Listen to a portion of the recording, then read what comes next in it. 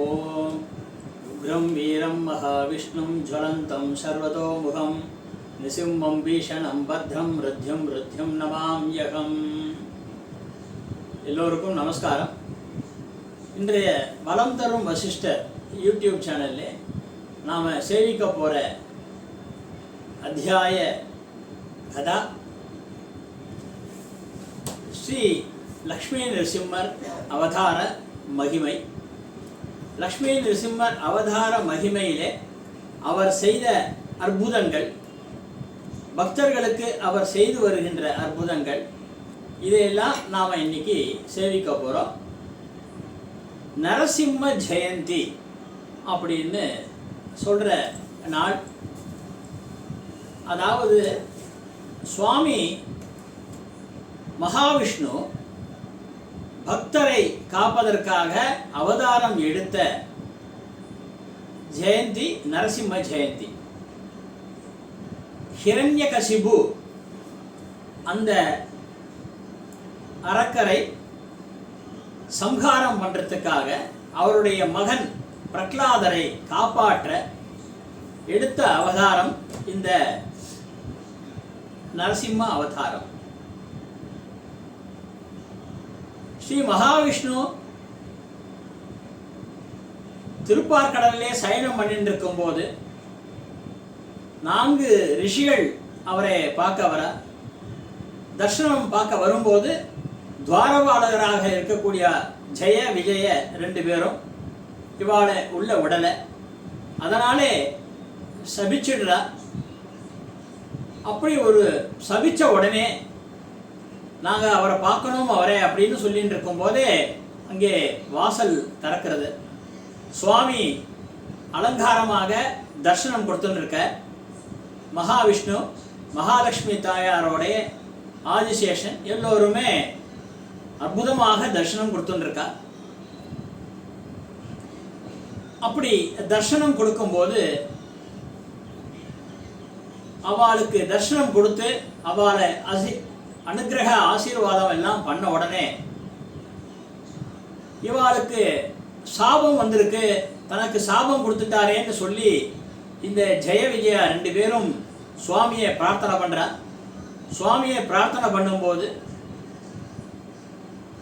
என்ன தூஷிக்கிறதுனாலே நீ சீக்கிரமாக என்னுடைய திருவடியை நீ அடையலாம், இல்லைன்னா நீ எப்போவுமே கஷ்டப்பட்டு இருக்கணும். என்ன பண்ணணும் அப்படின்னும் போது உங்களை நாங்கள் தூஷிக்கிற மாதிரியே இருக்கோம் அப்படின்னு சொல்கிற. அப்போ அதிலே வர ஒரு இதுதான் ஹிரண்யாக்ஷன் ஹிரண்யகசிபு அப்படின்னு அந்த பிரதர்ஸ் 2 பேரும் பிரதர்ஸாக வர, சகோதரராக வர 2 பேரும். ஹிரண்யாக்ஷன் பூமியை அபகரிக்கிறதுக்காக வரும்போது பூமாதேவி அபயம் அபயம்னு சொல்லும்போது மகாவிஷ்ணு தாயார் அந்த ஹிரண்யாக்ஷனை வதம் பண்ண பூமாதேவி காப்பாற்றப்படுற.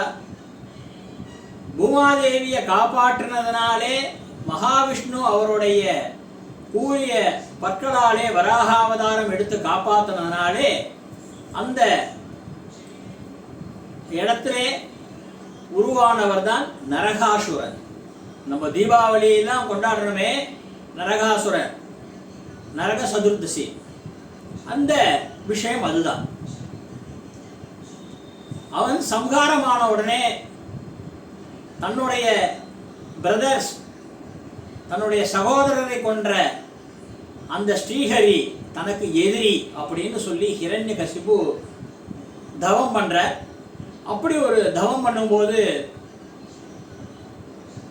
பிரம்மதேவாய நமக, ஓம் பிரம்மதேவாய நமகன்னு ஜபம் பண்ணும்போது பிரம்மதேவர்கிட்டே பிரத்யட்சமாக பிரம்மதேவர் காட்சி கொடுக்க, பல யுகங்களாக ஜபம் பண்ண பிரம்மா தர்சனம் கொடுக்குற. தனக்கு எந்த விதத்திலேயும் தனக்கு மரணம்னு ஒன்று ஏற்படக்கூடாது, வீட்டுக்கு உள்ளேயும் ஏற்படக்கூடாது, வீட்டுக்கு வெளியேயும் ஏற்படக்கூடாது, கார்த்தால வேளையிலையும் ஏற்படக்கூடாது, ராத்திரி வேளையிலையும் ஏற்படக்கூடாது, எந்த விதமான மனுஷங்களாலும் தனக்கு மரணம் ஏற்படக்கூடாது, எந்த ஒரு விலங்குகளாலும் தனக்கு மரணம் ஏற்படக்கூடாது. இப்படி பல கண்டிஷன்ஸ் எல்லாம் போட்டு வரன் கேட்கிற. பிரம்மாவும் ததாஸ்துன்னு சொல்லிடுற. ஒரு காலகட்டத்திலே இவர் எல்லா விதமான ராஜ பரிபாலனம் பண்ணிட்டு இருக்கும்போது முனிவர்கள் எல்லாம் அட்டகாசம் பண்ற. லோக ஜனங்கள் எல்லாம் ஓம் ஹிரண்யாய நமகன்னு தான் சொல்லணும், யாரும் ஓம் ஸ்ரீ ஹரி நாராயணான்னு சொல்லக்கூடாதுன்னு சொல்லி ரூல் போடுற. இப்பவும் பார்த்தேன்னா நிறைய ராட்சசாலாம் ரூல் போட்டுன்னு இருக்கா. அதை பண்ணக்கூடாது, இதை பண்ணக்கூடாது, அப்படியே இப்படியே எல்லாம். அவளுக்கும் இந்த கதி தான் பிற்காலத்தில் நடக்கும். அப்படிப்பட்ட ஒரு விசேஷமான இந்த ஸ்ரீஹரி பரந்தாமன் ஒவ்வொரு கட்டத்திலேயும் தன்னுடைய பக்தனான பிரகலாதனுக்கு காப்பாத்தினே வர, பிரகலாதனை காப்பாத்தினே வர. ஓம் ஹிரண்யாய நமக சொல்லல, அதனால இவனை மலை உச்சியிலேருந்து தள்ளுங்கோ, சமுத்திரத்துல கொண்டு போய் விடுங்கோ, யானையை விட்டு மிதிக்க வைங்கோ அப்படின்னு அங்க இருக்கிற காவலாளிகளுக்கெல்லாம் உத்தரவு கொடுக்குற. இதை மாதிரி 9 இருட்டு அறையிலே அடிச்சு வைங்கோ, இதை மாதிரி 9 வழியிலே சித்திரவதை பண்ணி, அதாவது தன்னுடைய பையன் தன்னுடைய பேரை சொல்ல மாட்டானான்ற ஒரு ஆசையில தான் அவர் சொல்ற. இருந்தாலும் அவர் ஸ்ரீஹரி ஸ்ரீஹரின்னு ஹரிநாமத்தையே முழுக்க முழுக்க சொல்லிட்டு வர. அப்படி இருக்கும்போது ஒரு நேரத்திலே தன்னுடைய மனைவி லீலாவதி அப்படின்னு சொல்லக்கூடிய கயாத்து அவகிட்ட விஷத்தை கொடுத்து பையனை குடிக்க வைக்கிறார். அவரும் குடிச்சு கீழே விழுந்த உடனே இறந்து போன தோற்றத்திலே ஆன உடனே அங்கே மகாவிஷ்ணுவே சர்ப்பமாக வந்து அந்த விஷத்தை எடுத்துடுற. தன்னை இப்பவும் காப்பாற்றுறது ஸ்ரீஹரிதான் அப்படின்னு சொல்லி அப்பா ஹிரண்யகசிப்புக்கு சொல்ற. எப்ப பார்த்தாலும் இதே சொல்லிட்டு இருக்கியே, எல்லா இடத்துலையுமே ஹரி இருக்காரா, நீ சொல்ற ஹரி இருக்காரா அப்படின்னும் போது தூணிலும் உடன் துரும்பிலும் உடன் அப்படின்ற பிரகலாத் ஆழ்வார்.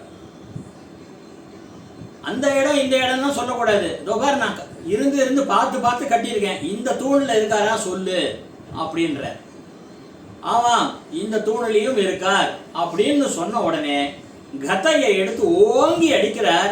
அங்கே பிரத்யக்ஷமாக அப்படியே அங்கே சுவாமி சிங்கவ முகத்தோடையும் அங்கே மனித உடலோடையும் கூரிய நகங்களோடையும் அங்கே சுவாமி அந்த தூணை பிளந்துண்டு வராராம்.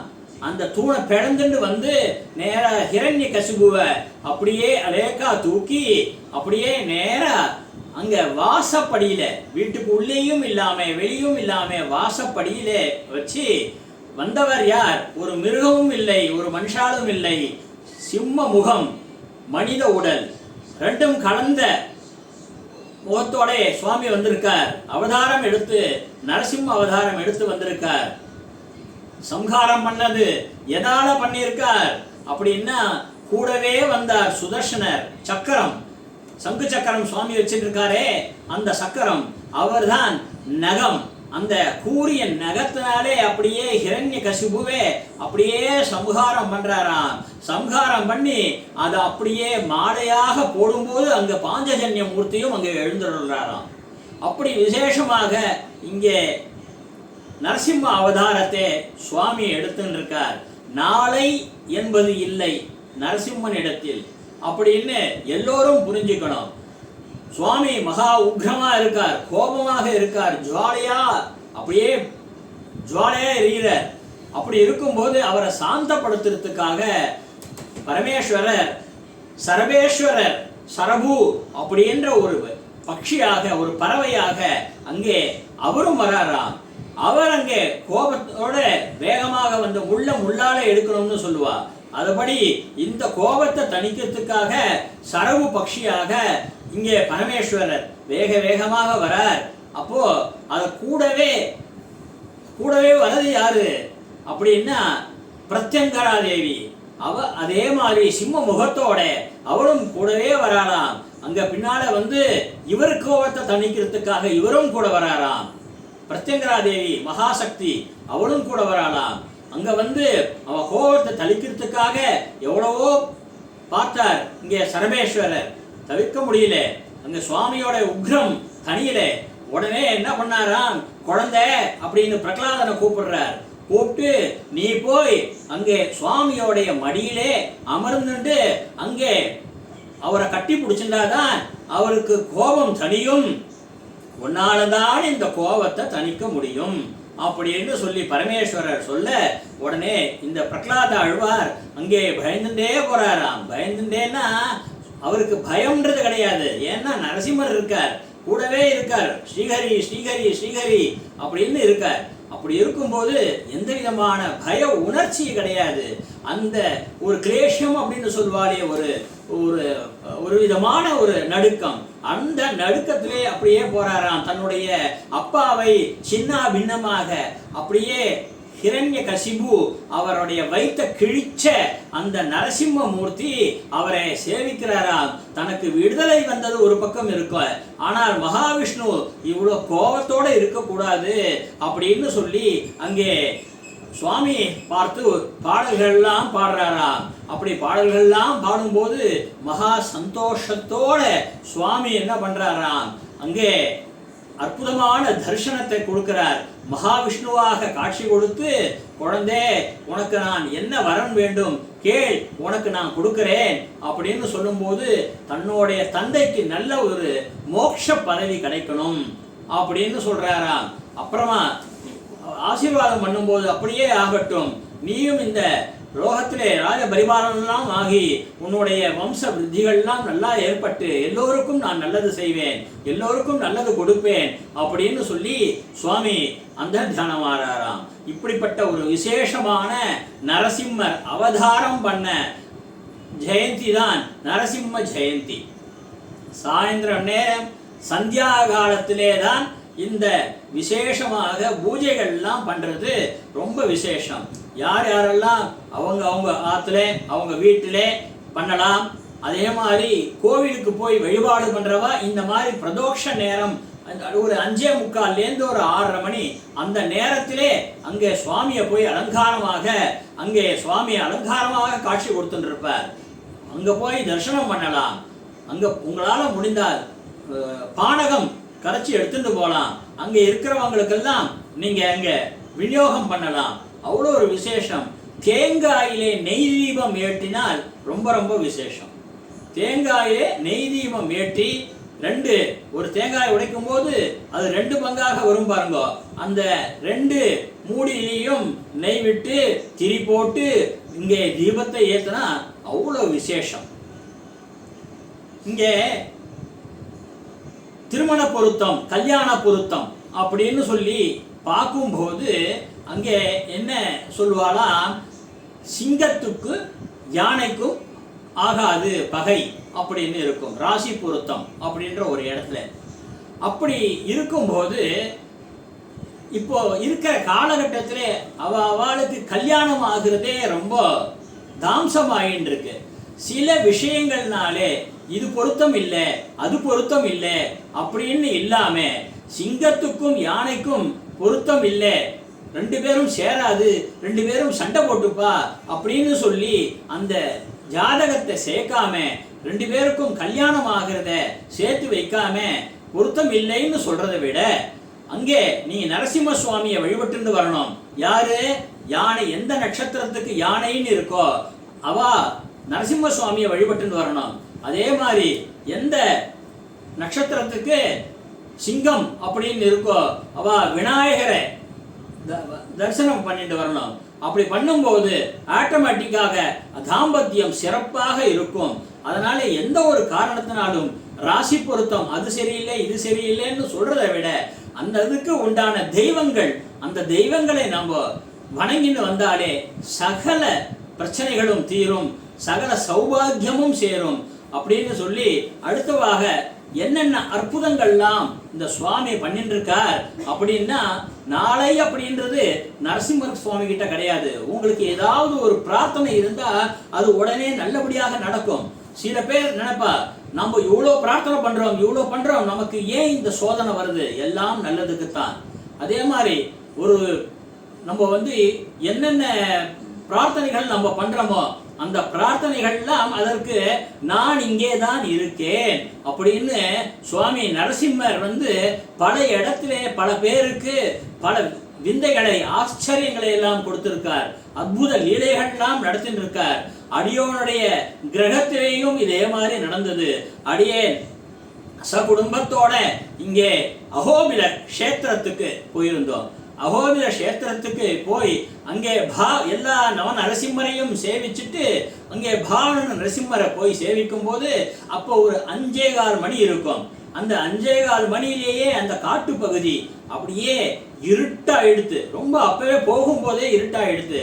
அங்கே வண்டியில போகும்போது பார்த்தீங்கன்னா நம்ம எடுத்துன்னு போற கார் எல்லாம் அங்கே செல்லாது. அவளுக்குன்னு தனியா ஒரு ஜீப் வச்சிருக்கா. அந்த ஜீப்பு தான் அங்க போகும். அப்படிப்பட்ட ஜீப் அங்க போகும்போதே மணி 5:15. அங்கே 5:15க்கே நல்ல இருட்டாயிடுத்து. அங்க போய் பாவன நரசிம்மரை போய் சேவிச்சுட்டு சீக்கிரம் வந்துடுங்கோ, எவ்வளவு சீக்கிரம் வருமோ வாங்கோ, ரொம்ப இருட்டாயிருக்கு அப்படின்னாரு அந்த டிரைவர். அதுக்கப்புறமா அங்கேருந்து நாங்க எல்லாருமே பெருமாள் எல்லாம் சேவிச்சுட்டு அங்கே சந்தன பிரசாதம் கொடுத்தா.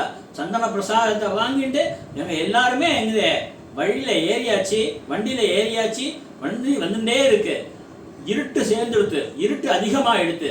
அப்போ என்ன ஆயிடுத்து, அந்த வண்டியிலே லைட்டும் சோதனையாக லைட்டும் எரியல. வண்டியோட முன்பக்க லைட் எரியல. அப்படியே வந்துட்டு இருக்கோம். எல்லாருமே அவர் டிரைவர் சொல்ற, இங்க தெலுங்குல தான் சொல்றாருங்க.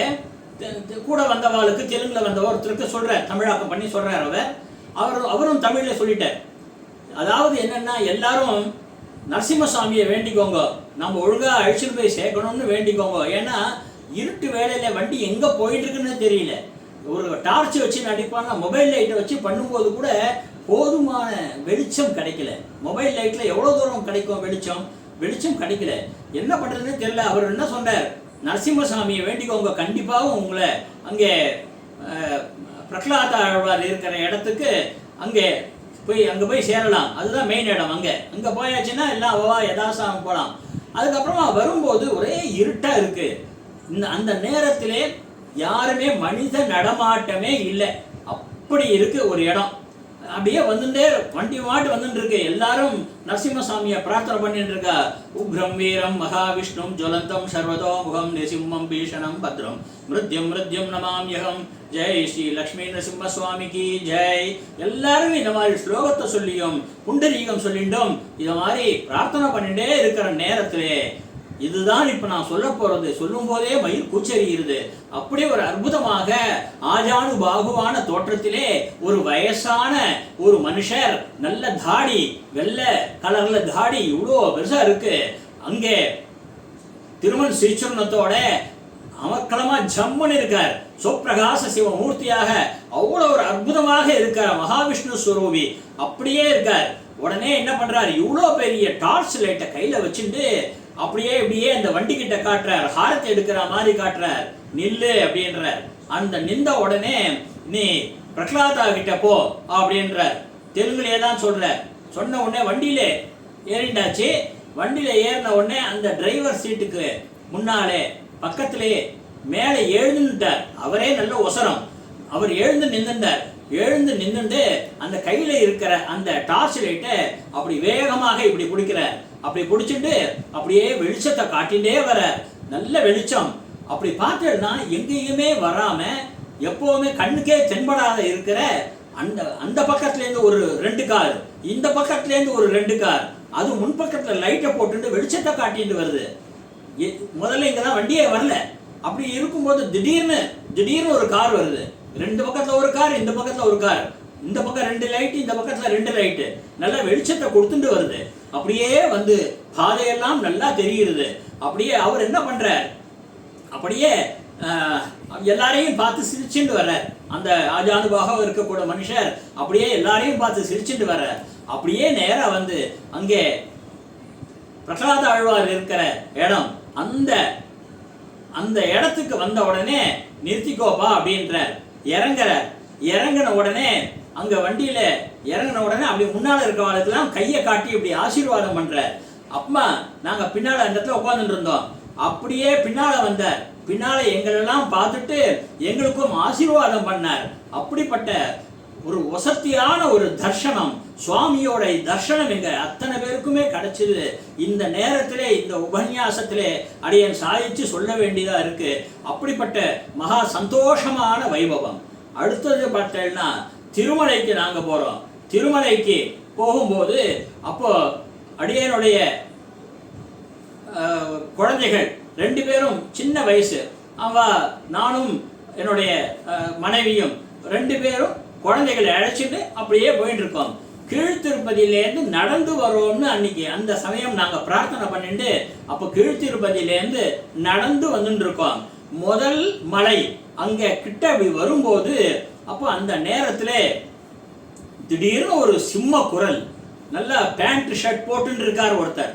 நல்லா பாருங்க, எந்த விதமான பஞ்சகச்ச வேஷ்டி அப்படிலாம் இல்லை, சாதாரண மனுஷனாக நல்ல ஒரு பேண்ட் ஷர்ட் போட்டுண்டு ஒரு மனுஷர் அப்படியே சிம்ம குரலை அப்படியே வேகமாக அந்த சப்தத்தை எழுப்பிண்டு வரார். சிம்ம சப்தத்தை அப்படியே எழுப்பிண்டு வரார். அந்த சவுண்டு கேட்டாலே அப்படி ஒரு அலறல்னா அலறல் அப்படி இருக்கு. அதான் சுவாமி வந்துட்டார் அப்படின்னு சொல்லி எங்களுக்கு ஒரு சந்தோஷம், கூட நரசிம்மசாமி வந்திருக்கார் அப்படின்னு. ஆனால் மற்றவாலாம் பயப்படுற மாதிரியே தெரியல. அது எங்கள் காதுக்கு மட்டும்தான் கேட்டிருக்கு. அப்படிப்பட்ட யாருமே பயப்படல, எல்லாம் அவவா சாதாரணமாக போயிட்டு இருக்கா. அப்படியே சரி குழந்தைகள்லாம் பயப்பட ஆரம்பிச்சுடுது. சின்ன குழந்தைகள் இல்லையா, பயப்பட ஆரம்பிச்சுடுது. அதுக்கப்புறமா நேராக நாங்கள் ஒரு இடத்துல போய் அப்படி தனியாக நின்றுட்டோம். அவரை போட்டோம் முதல்ல, அப்புறமா நம்ம போய்க்கலாம் அப்படின்னு. அவர் எப்படிப்பட்டவர், எங்களை காப்பாற்றணும், கூடவே வரணும் தானே வர. அநாத ரட்சகன் ஆபத் பாந்தவன் இல்லையா, கூடவே வரணும் அப்படின்னு தான் என்ன பண்றார். நாங்க இங்க நின்ற உடனே அவரும் அங்க நின்றுட்டார். அப்படியே நின்றுட்டார். அங்க நின்றுட்டே சவுண்ட் கொடுத்துட்டு இருக்கார். அப்படியே சிம்ம சவுண்டு கொடுத்துட்டே வர, கர்ஜனை பண்ணிட்டே வர. அப்படி கர்ஜனை பண்ணிட்டே வரும்போது சரி அவர் நவர்ற மாதிரி இல்லை, நாம போவோம் அப்படின்னு திருப்பி நாங்க நடக்கிறோம். நாங்க நடக்கும்போது பின்னாலேயே அவரும் வர. அப்படியே வர, இதே மாதிரி வர வர வர வர அப்படியே ஒவ்வொரு மலையாக தாண்டி 7வது மலை வரையும் கூடவே வர, எங்க கூடவே தான் வந்துட்டு இருக்கார். 7 மலைக்கிட்ட வந்து அந்த இடத்துல சமதளமாக இருக்கக்கூடிய இடம், மேலே அந்த இடம் சமதளமாக இருக்கக்கூடிய இடத்துல அப்படி நாங்க போயிட்டு இருக்கும் போது உடனே பக்கத்துல இந்த பக்கம் ஒரு பள்ளத்தாக்கு மாதிரி ஒரு இடம் இருக்கு சைட்ல. அங்கே அந்த இடத்துல ஒரு பெரிய கர்ஜனையாக, வழக்கத்துக்கு மாறாக எப்படி வந்தாரோ அதை விட வழக்கத்துக்கு மாறாக எப்படி அவதாரம் எடுக்கும் போது என்ன சவுண்டு கொடுத்து வந்திருப்பாரோ அந்த சவுண்டு அப்படி ஒரு வேகமாக ஒரு சவுண்டை கொடுத்துட்டு அந்த பள்ளத்தாக்குல கீழே கிடக்கிடன்னு இறங்கினார். இறங்கும் போதே நாங்க அவரை பார்த்தோம்.